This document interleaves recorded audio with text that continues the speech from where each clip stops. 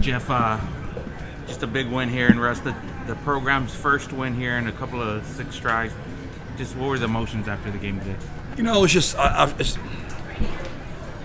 this was a big one. This was a big one. We came here last night to get just a little walk through, and all the kids were talking as we're coming on the field, and all they talked about was how negative it had been here, how they got their tails kicked. Tariq was talking about how, man, I had to go out there. I didn't know what I was doing. I've been a wide receiver.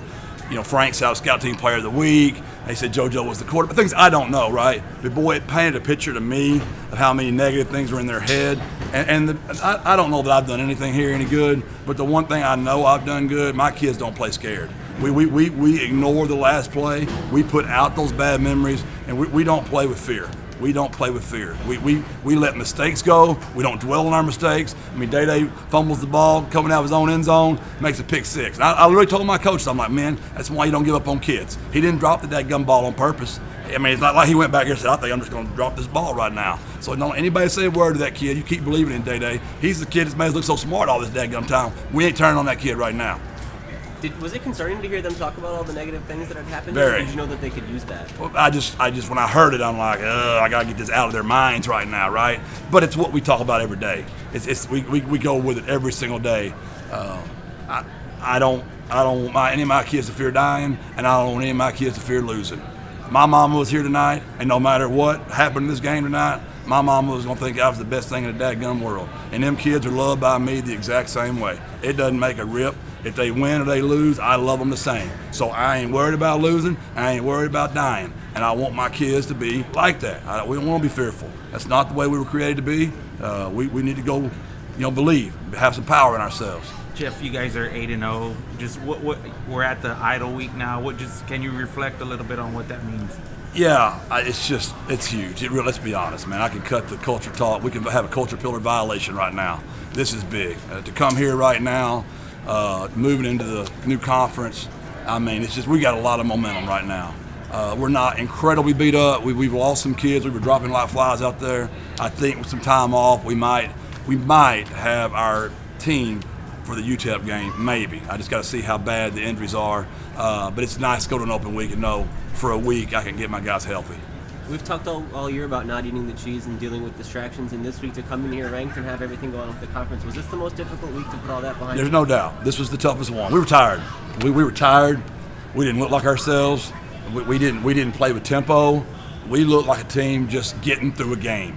And I challenged them at halftime. I'm like, man, I promise you, if you'll close this thing out, I will take care of y'all next week. Find a way to get this thing done. And I challenged our D-line because I thought they got it handed to them in the first half. I challenged our O-line because I thought we looked tired. We just looked tired.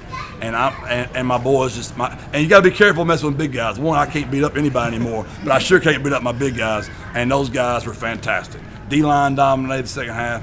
O-line dominated the second half. Couldn't be more proud of my kids. It seemed like Zachary Franklin was getting back close to 100%. How do you rate where he's at? Well, he practiced this week for the first time in 6 weeks. He hasn't been able to practice. He's just been going to the game and playing. But he practiced. He got tired of JT getting all those special plays and Josh getting all those special plays. He wanted some of them back, right? I said, I can't design plays for you if you're not at practice, right? I can give you go balls. I can give you posts. He's like, I'll be back, Coach. I'll be back. And he was. He practiced Tuesday, practiced Wednesday, practiced Thursday, practiced Friday. He looked like himself. I thought that was I never like to get him to plays of the game. They went right down the field. Smoke. We couldn't tackle Smoke. And Zachary went right back. And where he looked healthy to me is they didn't catch him. He's been hobbling, and they've been catching him, and they didn't catch 4. And I was rooting for him hard, baby. Was that one of those special calls to have him come in motion and then up the seam into the corner? It was a play we worked, totally dictated by coverage, and they happened to be in the right coverage, and the corner actually busted a little bit. It was almost one of those kind that we kind of did early in the year. We've kind of stopped that lately, so let's hope we continue to stop that.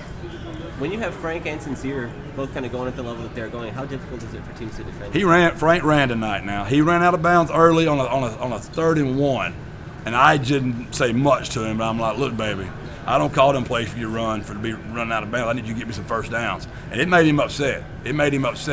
And I said, I've always got your back, Zero. I've got your back. And from then on, he went deadlift and drive on kids. I was kind of like, hey, not too much there, buddy. And he's like, I ain't having the head coach get on me. So he was fantastic. You and UTEP are now the only undefeated teams in conference play, and you're getting ready for a matchup against them. How much of an advantage is it to have this open week now to prepare? I don't know. I've never got to have an open week. I got to go figure this one out too, right? Dr. Compost hired a high school coach, right? I got to go figure out how to coach an open week.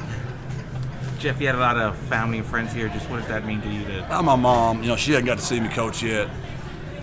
It's great to have family. And I really wanted Lowell to give her that game ball because, Lowell's been through a lot. And, my mom was at a distance, but she's still a teacher. She's an educator for 40 years. A lot of my beliefs come from my mother, my father. They believe every kid can. It doesn't matter where you come from.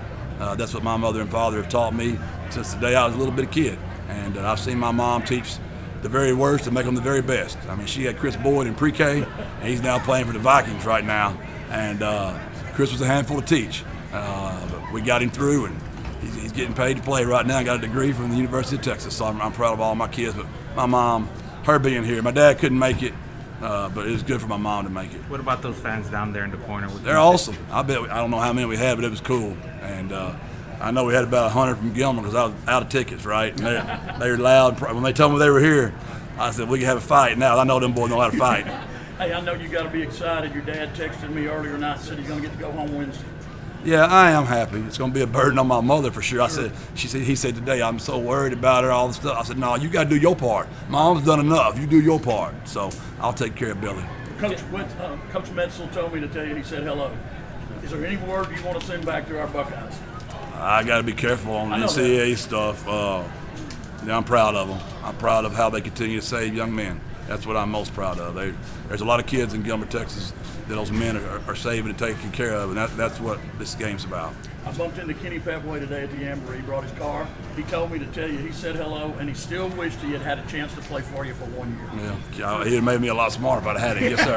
You had a lot of experience at Gilmer in your first head coaching job. How did that experience prepare you for what you're doing here at UTSA? Yeah, totally. As Ellen will tell you, I made a ton of mistakes, and y'all didn't get to see them, right? So I got to learn.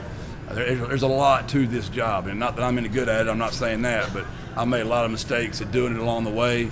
You get to practice stuff, and I can promise you I'm a whole lot more calm as a head coach now in my career as I was when I was 31. And all I know is I didn't know anything, but I thought I knew everything, as you can imagine that, me, right?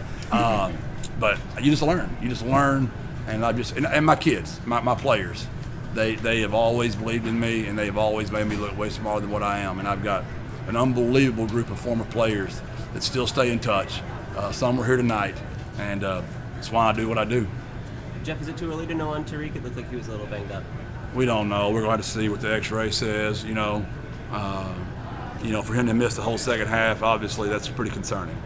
Jeff, there's a bunch of fans in San Antonio just elated about tonight. So what would be your message to those guys? I'm just so happy for them. That's what makes this game so special. And that's why, I don't want to get happy too much because I am just so fearful if I look up and enjoy anything, it's going to all go away, right? So I just want to keep my head down, keep grinding, trust the process, believe in our culture because I know how happy it makes people. There's something about the game of football that's just so unique that it can bring so many different colors, so many different religions, and nobody cares. It's a unique game, and I'm just glad that I've been put in a position to influence a lot of people, make them happy. And when you got players like I do, it's easy to make people happy. Well, I got to tell you, Jeff, I told JJ when I met him, the game I went down to San Antonio, about you telling me when you were in high school quarterbacking the Buckeyes, every Friday night you were going to come back and coach the Buckeyes, and you reminded me of that twice a year when you were in Gilmer. I know it's corny, but you can look at my 10-year, that deal in your annual where you're going to be in 10 years. I'm going to be the head coach of the Gilmer Buckeyes. I mean, I told my mom that in the 9th grade, and she sent me to Italy 2 weeks. Said, you never come back, right? And I'm like, I want to come back now quicker than ever. Anything else, man? That's it, Jeff. Thank you. Thank y'all. Appreciate it. Good to see you, Jeff.